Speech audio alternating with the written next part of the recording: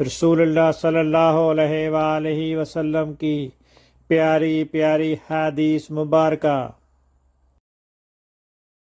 Make sure you like and subscribe to my channel for more hadiths.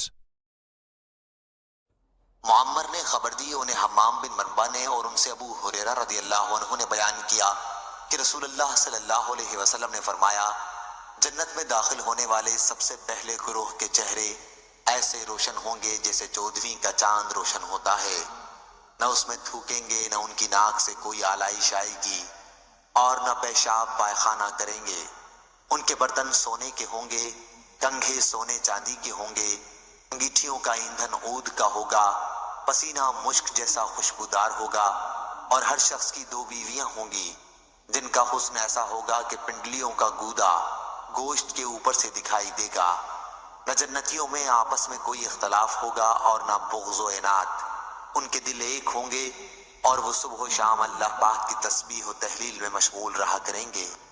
صحیح بخاری حدیث number 3245۔